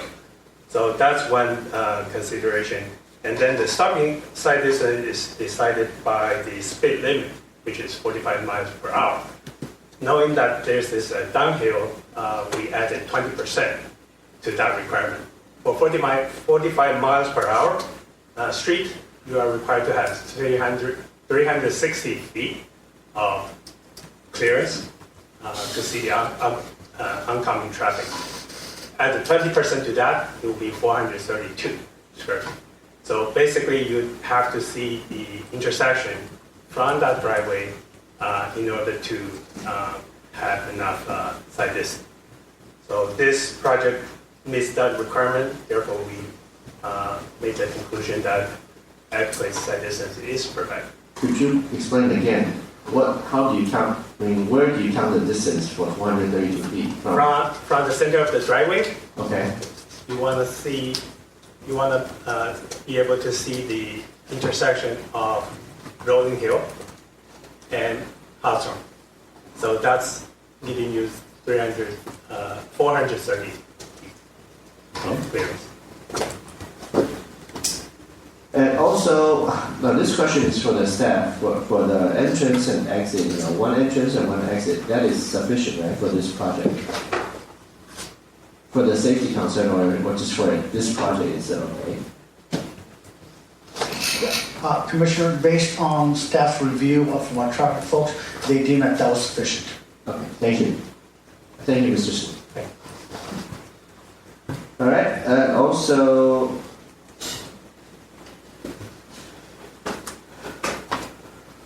I think that's it for now. All right, do we have any other commissioners that have questions? Yes, Commissioner Obeas. Let's talk trash. Trash pickup. It's one of these, we'll figure it out later. So I guess that's what I'm asking. I had trash pickup today. There's a 12-foot truck that was used. They would need about 16, 18 feet clearance, but maybe things are different for a commercial pickup. So perhaps staff can enlighten us where we are on how are they going to pick up the trash? That is the question, sir. There are other types of methods to pick up trash, such as scouting trash trucks, where they would park one truck in a different location and have smaller trucks go in and get the trash and deliver it to the trash truck itself. The applicant had provided on their site plan a location for a loading space on the outside of the parking structure, but staff was not in agreement with that safety where it's located because they would have to back out into the driveway. Right. So I believe we added a condition that they will continue to work with staff to locate an appropriate loading space for trash trucks as well as other delivery vehicles. All right, let me practice my conversation skills. I think I just heard that there is no solution currently in place for picking up the trash. Correct. Okay. So, if that's the case, is ensuring that there is a fairly basic city service not part of our scope here? So, the applicant will be allowed to retain their own trash provider for this site. The city of Torrance, only have our trash service that's provided by the city for single-family residential properties. Other than that, the applicants or property owners are allowed to engage with their own trash hauling provider. As Associate Planner Gomez mentioned, there is a condition of approval that the applicant continue to work with staff to resolve that. Perhaps maybe the trash provider that they retain will be able to find a fairly easy solution to that. But that is something that we will condition the project on and make sure that it complies with prior to issuance of building permits. All right, this might require Director Ramirez. I guess I'm put in the position before, I think Mr. Commissioner Addison put it best, why is this here? to me, this seems like an objective criteria that isn't met. Am I wrong?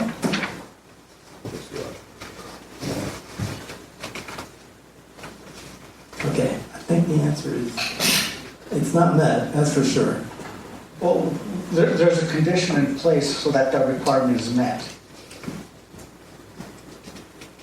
Understand. I guess I just feel like I'm it's a big enough vote kind of a thing. Director Ramirez, I need some help. Well, you caught me not listening. Okay, so it's fairly basic. Okay. Is the expectation that for our purposes here, Yes. the objective criteria are met if there is a promise to resolve trash pickup in the future, rather than, to me, what seems like a very basic thing? Is there going to be a trash pickup or not? No, you actually do conditions all the time that you put in here that you don't have answers to right now, that you put in there that say to the satisfaction of the community development director. That is not uncommon. You've done that in past cases. So if there's something that they still need to resolve, that would be a condition that you would be putting in there, saying that for this condition, you're looking for it to be resolved to the satisfaction of the community development director. So it does not have to always be resolved now. I guess I'm asking a more pointed question. We get asked about it, and we're in this new world where we have to, we're set aside subjective criteria. You're only focused on objective criteria. To me, this seems like an objective criteria that isn't met. And it's not necessarily, because trash trucks do have smaller trucks that they can bring in to do the loads to pick up dumpsters loads. So until I know what they are designing, until I know who their trash company is and what they've come to the conclusion of, we won't know that response. We will know that they're going to have to provide it, and we're going to know that it's going to be required and they can't do it off the street. I understand. I guess in the same manner that, the shared parking was changed and that's a major change. Well, the shared parking is allowed to be changed because they've applied for density bonus, so that is allowed by law. It seems like meeting this condition has the potential to create a major change in the project. Which one? Trash pickup. Well, they're going to have trash pickup, so I'm a little lost. Okay. Director Ramirez, I might share some light on this. As people know, I'm in real estate. I've built some buildings and such forth. I have some apartment buildings. I contract out trash, not only with the city of Torrance, big black trash cans. I also have bins. Some have to have smaller bins, gallons, all this. This is another one of the situations that we had a minute ago that is not within our scope here to figure out how the trash is going to get there. That is correct. That's not They won't get their final walkthrough papers if they don't have trash bins. That's correct. Fair enough. I guess I'll ask it this way. I mean, to me, in most general cases, there's plenty of options. In this particular case, it seems to me that this property has some unique geography, which is currently causing problems for staff. Staff has, all this time that it has reviewed it, they have not been able to agree on an adequate measure. So, that seems to rise to a certain, level of concern more than just. Well, I would warn you, because we brought in other projects to you before where this exact same thing happens. And again, what then happens is a condition is placed in there stating that to the satisfaction of the community development director. Okay. Would they get a final permit if they had no trash? They would not get a final permit because they need to have their trash picked up. They're going to have something to pick up their trash. Who signs that off to make sure they have a trash pickup? Is it after? Actually, no. Before they get their permits finalized, also planning has to sign off on that to make sure everything was according to the conditions that have been approved. So planning signs off on it, fire signs off on it, Environmental signs off on it, building signs off on it, engineering signs off of it, public works signs off on it, the whole list of groups sign off on it. I mean, is there a person that looks to see that there's a trash can out there yet? That will be the assigned planning associate who will be looking at I that. was, one time got caught that I forgot to order trash cans. And I'm sure that planner I got found that by the and city of Torrance. did not finalize it. If I may, And we have a great planning associate here and associate planner Gomez, so I know she will do a fine job. if I may, Mr. Obejas, Commissioner Obejas is asking questions that I look at from a health and safety standpoint. And so, what about moving day when people move into these 20 facilities and they have a large truck and need to get down into the garage? How does that work? That is beyond your purview. Oh, it is? Yes, it is. This is a safety issue. Is that beyond my purview? But that's not part of the zoning code that you're evaluating right now. You're evaluating, does this project meet the zoning code standards? And I ask myself the question, if it meets the zoning code standards, must safety be brought into play that I need to consider when I look at resolutions that talk about safety and other types of atypical vehicle hazards that could come into play? And they will have to make those arrangements for on-site somehow. That will be up to the property owner to make those arrangements when that time comes.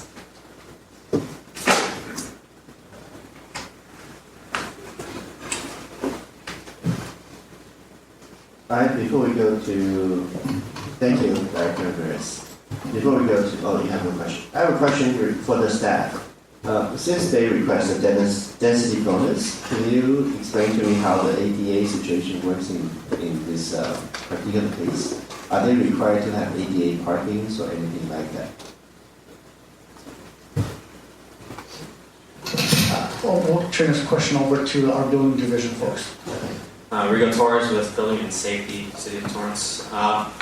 So ADA, it's actually in our building code, and it's proportional to the amount of parking that's required by the development standards. So whatever minimum number of parking spaces that are required overall, the building code makes a proportion off of that number. That's how that works. So we know the number, there are 25 stalls. How many ADA parkings are there required? I would have to take a closer look at it in the building code, but so long as it gets submitted during plan review, we'll make sure that it meets the minimum number. So they will still require ADA parking? Most definitely, yes. Okay. Yeah. Thank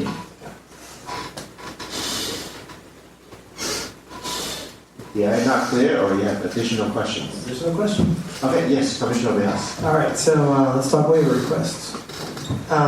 I saw 3 waiver requests and then some other things that looked like maybe they're waivers. So I'd like to get some clarification on it. Building height, it appeared that a waiver is not required, but the discussion on page 115 implies that it is not, but the staff recommends a revised waiver request. Does that revised waiver request mean your waiver request is to take away the waiver? It was confusing. There's 2 types of waivers that we were addressing in the staff report. One is a city waiver that is not required based on HA and density bonus laws. The waiver that I was referring to here is the actual density bonus waiver, that they're asking to waive some of the city's conditions and or requirements, development standards, and one of those was that. Okay. To your satisfaction, this is dealt with, right? Or at least you have an expectation they're going to come back with a revision? Yes. All right. Okay. There were, I counted 3, or at least the initial request for the height. There's the reduction in the front average setback, and a reduction in the setback adjacent to residential properties. There was a possible additional waiver request, a 10-foot separation from the parking basement to residential areas where a 20-foot distance is expected. Does that require a waiver? It seemed like it did. Yes. Okay. So, now we're on the general concept of waivers.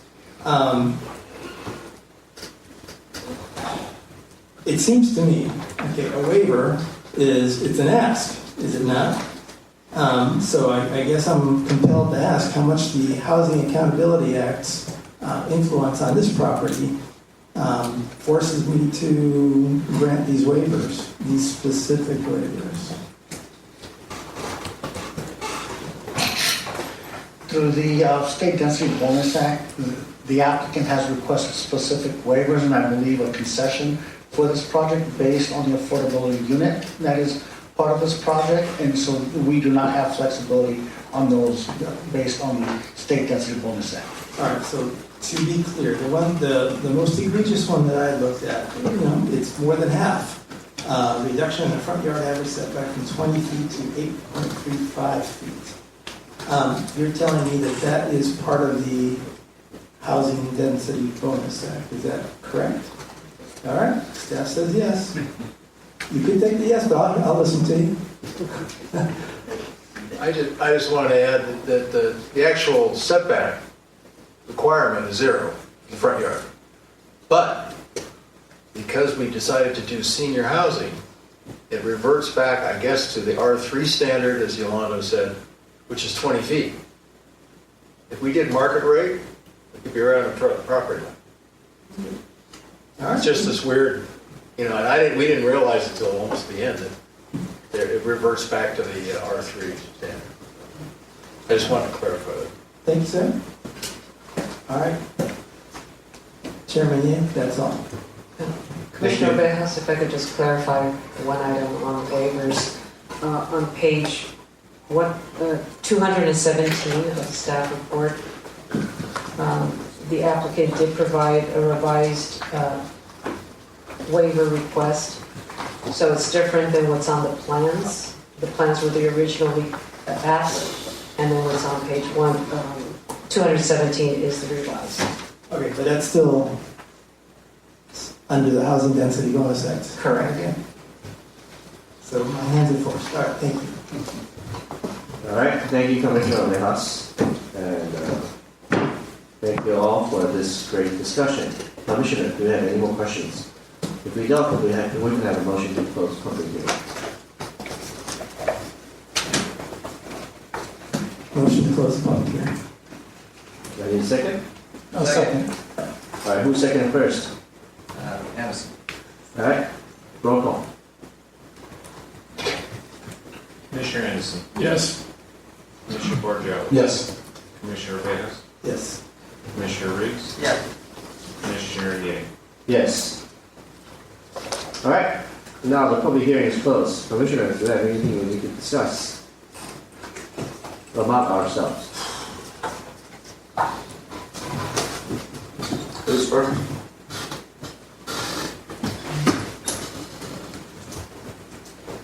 I don't have concerns. Who would like to go first? Take a deep breath first. I'll go first. All right, go. Commissioner Riggs. Commissioner Borgiali, welcome. And Mr. Bejas. We were here, I know, some bit ago, 2 weeks ago, 3 weeks ago, 4 weeks ago, I can't know. I'm looking out there and I'm seeing on one side faces waiting to hear, our opinions, our votes, and then I see this side and I see some gentleman here that's made an investment. I think one of my dentists is in one of your buildings or something like that, but it's tough up here. It's really tough. And we are just, as we specified in the very beginning, we have to work by facts. And facts are facts of what is handed to us. I think of Butcher Hill, just a stone throw away from where this project is. And I don't get it. I don't get it how you turn a hill or one of these into a project. But I do thank you, gentlemen, for investing in the city of Torrance. It's a beautiful place. I love it here. I started on this commission 4 or 5 years ago. I forget how long ago. And it was the bowling alley. It was my first project, and I shook my head, and here we are. And here we are have some investors taking a piece of land and, putting a nice looking property. It's nice. Do I believe in it? Absolutely not. It hurts my heart, really. It hurts my, to see this. I think of safety of everything. I come down that, I have a few friends in Palos Verdes, and I come down that hill, and I was with a friend that got a speeding ticket there. I speed down that thing all the time. So I think of people coming in and out of there, and I don't get it. But we're not here to vote about that. And it's hard for me to think someday that I might vote on this in a certain way that I have to, and that there may be an accident there. And it bothers me, but that's not what I'm here for. I'm here to vote on the facts, and that's the way I'll be voting tonight. So this is a tough one tonight, but thank you all for coming, and we were here before this, and you guys have asked some great questions. Commissioner Bojarali and Obejas, you guys always ask great things. So thank you for bringing some stuff, shedding light to this.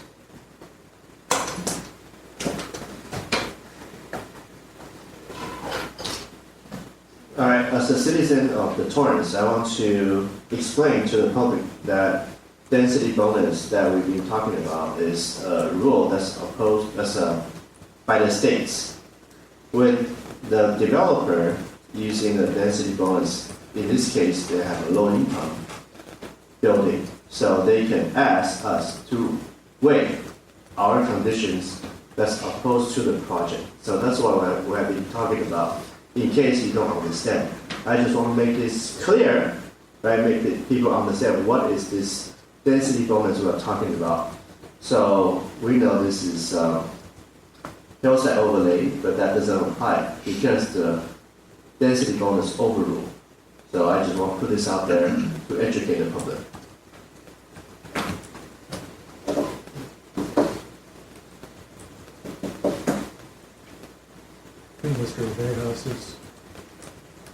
I'll explain. I have a process. When maybe the public doesn't know. Maybe you guys can help me with a visual aid. Every Thursday or Friday, or maybe not, but Thursday or Friday before the meeting, we get this very thick 3-ring binder, and we need to read it. Can you lift up that other one that you got? Yes, we get a nice thick 3, and it is our job to go through that thing, detailed. That's what you expect of us, So, you start generating concerns. You read what other people have submitted. People like the West Coast Capital Partners people. Oh, I didn't think of that. Okay, let's jot that down. And sometimes you guys provide some things in real time. I try to ask on your behalf, since you only get a friggin' minute, okay, and you got to make the best of it, and you can't bring everything up that you have a concern about. So I go through, and I'm sure these guys do something similar, and I start generating here's my list of concerns. It would be a no vote if I don't get those addressed. Sometimes I don't like the answer, whether it's SB 79 or target density bonuses, etc., but I got to play within the freaking rules. You would expect no less. Not my rules, the ones that have been given out by the state and the city. So I may not like to hear that, hey buddy, this isn't within your scope. But when I hear that, that's the way it is. So I've gone down all of my concerns, and unfortunately, maybe for some of you folks that are against this project, they've all been mitigated. Thank you, Commissioner Obejas. Yes, Commissioner Bojarali. So for 20 years, this has been worked on, this piece of land, and for 20 years, we haven't heard too much about it other than commissions have previously voted down projects and perhaps applicants withdrew. I don't know what the answer is. It feels health and safety. It just feels health and safety to me. So as I think about this project tonight, and I look at my fellow commissioners here, I say to myself, yeah, the state has imposed some pretty extraordinary legislation and pushed it in our direction. But at the same time, health and safety is a big aspect, I believe, of what we do. And it cannot be an afterthought to us as we think about tonight's project that's being brought before us. I understand the applicant has worked hard, spent a lot of money on this. I also understand that the people in this neighborhood, if they decide to come out on Rolling Hills Road and turn north on Hawthorne Avenue, have concerns about their safety when somebody could be pulling out down the street, or a truck, a moving truck, a garbage truck, any type of truck, an Amazon truck, a UPS truck, comes backing out or does something a little bit crazy that we can't predict right now because we don't know what we don't know. But it feels like for 20 years, this project has been undergoing so many reviews that we need to think about what might have been the issue time and time again that has kept this property vacant during this period of time. At the same time, the state law has changed, right? Before the state law was not in place, now the state law is in place. And in order for Torrance not to get sued, we have to follow the state law. That supersedes the local jurisdiction. Please keep that also in mind, right? Could Torrance be sued for a health and safety issue that comes about? I do want to say... Commissioners, I'm sorry. Go ahead. We need to base you need to base your decision on the facts and the evidence and refrain from speculation or basing your decision on speculation. We all know that accidents can happen at any time. We don't have specific facts to identify what the cause is or the reasons for the accidents. But it's not helpful in your decision making to think about these things in a vacuum. Okay, we need to look at this specific project and make your decision based on what has been presented on this project. I just wanted to say also to the applicant, I'm sure it was felt adversarial. I think it's just part of we just got to do our due diligence, and there is a thick amount of labor that went into this, so we all do appreciate that. All right. All right. Anybody else? Yes, sir. Commissioner Anderson. I think you talked about facts. The fact that state law has affected the application of the hillside overlay is a major issue in this particular one, as in others that we've seen week after week that we go to this. And this only brings home the fact that how you have to talk to your legislators and so forth to get them to realize what's happening if you don't already see it happening in your local area. So what makes it very hard for the gentleman up here to be able to look at a project, because all of them have lived through hillside overlay and worked with those rules and have now been asked to look at projects under different rules. So it's not something that, it would be nice if you do this. It has major effects on the city of Torrance, all our citizens, if we don't. So that's my thoughts. Thank you, Commissioner Anderson. Commissioner Riggs. So it was about a month ago that we had a meeting in here, and we talked about all the assembly bills and codes and stuff that we have been brought through here, and it was pretty good. And I think we invited the residents of the city of Torrance too. I don't think it was just for commissioners and stuff. It was residents too, wasn't it? It was a public meeting. Yeah. And it spoke about all the assembly bills, all of our codes and everything. And it was pretty interesting. But what was even more interesting is all these assembly bills about what we're speaking about tonight that we have to throw through. We, as a city, I think, only aligned with Sacramento about 38%, I think it was. Do you recall the percentage it was, Mr. Fisher? Commissioner, I do not, but I believe it was probably less than that. What else? I hope that you guys understand exactly what I'm saying, because we as a city do not align very well with Sacramento. Now, this has nothing to do with the investors or anybody here, but look how many people's involved in this tonight on this side over here. So talk to people, get involved.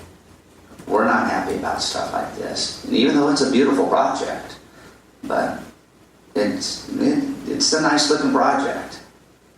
So anyhow, I wanted to say that just because we have a great staff. We have great people working for this city. So go spread that word, not the negative stuff. This is not our fault.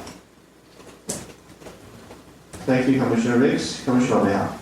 Well, following up on that, one of the findings there was listening to the paid consultant, which Torrance pays a good chunk of money to. So it was worth, okay, what does this guy have to say? And he basically said, yeah, these state bills are one of the few things that are getting passed by bipartisan majorities. It's not a supermajority issue, it's a bipartisan majority. There's plenty of rural Republicans voting with big city Democrats, and this is what we're getting.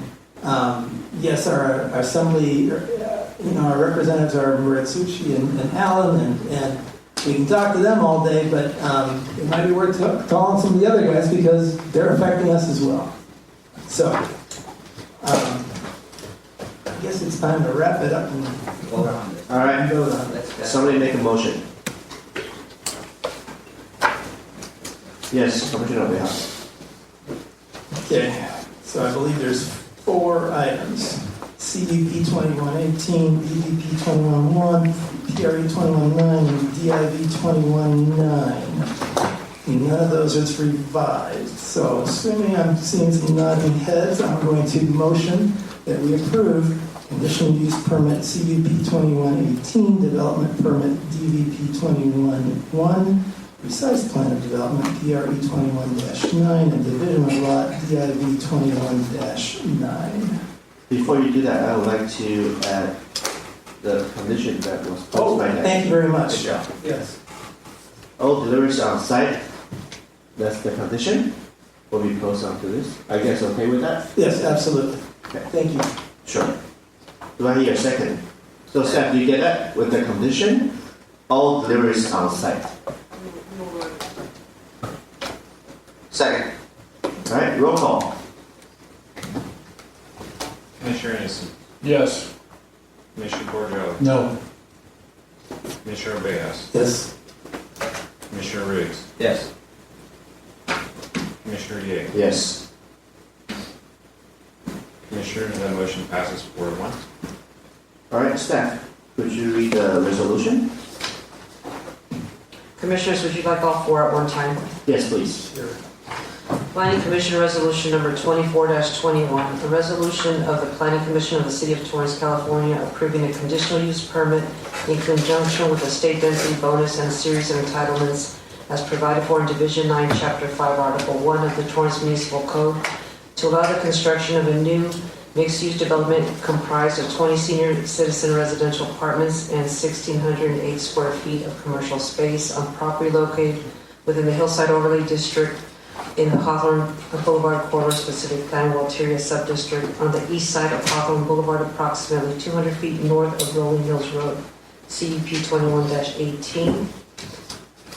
Our second resolution is Planning Commission Resolution Number 2024-22, a resolution of the Planning Commission of the City of Torrance, California, approving a development permit in conjunction with a series of entitlements as provided for in Division 9, Chapter 1, Article 45 of the Torrance Municipal Code to allow the construction of a new senior citizen mixed-use development on property located within the Hillside Overlay District in the Hawthorne-Walteria Subdistrict Zone on the east side of Hawthorne Boulevard, approximately 200 feet north of Rolling Hills Road, DVP 21-1. Third resolution is Planning Commission Resolution number 24-23, a resolution of the Planning Commission of the City of Torrance, California, approving a precise plan of development in conjunction with a series of entitlements as provided for in Division 9, Chapter 1, Article 41 of the Torrance Municipal Code to allow a new senior citizen mixed-use development on property located within the Hillside Overlay District in the Hawthorne Boulevard Corridor Specific Plan on the east side of Hawthorne Boulevard, approximately 200 feet north of Rolling Hills Road, PRE 21-9.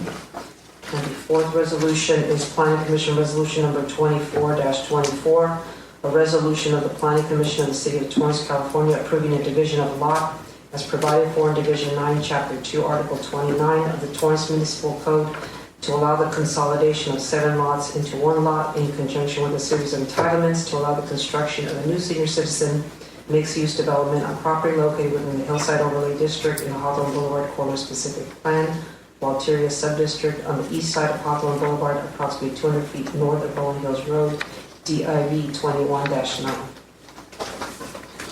Thank you. Do I hear a motion for the resolution? I move that we approve Planning Commission resolutions numbers 24-21, 24-22, 24-23, and 24-24. Do I hear a second? Second. Roll call, please. Commissioner Anderson? Yes. Commissioner Borgello? No. Commissioner Bejas? Yes. Commissioner Riggs? Yes. Commissioner Yeh? Yes. Commissioners, that motion passes 4-1 with Commissioner Turner and Chairperson absent. Congratulations. Congratulations on finishing up your project. Thank you. All right, now move on to commission and staff oral communication. Thank you. Finish number 9. Yes, Chair, staff has no resolutions this evening. Thank you. All right, are there any oral communication from the commission or from staff? Happy holidays, everybody. Yeah. What is today? Today is 17. 8 days? There's 8 days in our neighborhood. Well, Yeah, stay out of our neighborhood. well, I want to thank for the staff for their hard work for this year. We learned a lot, and there's I think a lot of changes from the state legislature. And thanks for all the commissioners who are working hard to adapt to new changes. And thank you for all the public who participate over the years. Thank you all very much, and we're going to have a happy holiday. Happy holiday to all of you. And we'll be back here next year. Motion, when's our... And, yes, Commissioner Mojali? I motion that we adjourn the planning commission meeting to Wednesday, January 21st, 2026 at 6:30 p.m. Second. Roll call. Commissioner Anderson? Yes. Commissioner Borgello? Yes. Commissioner Bejas? Yes. Commissioner Riggs? Yes. Commissioner Yeh? Yes. Commissioner, that motion passes 5-0. Thank you all. We'll see you next year.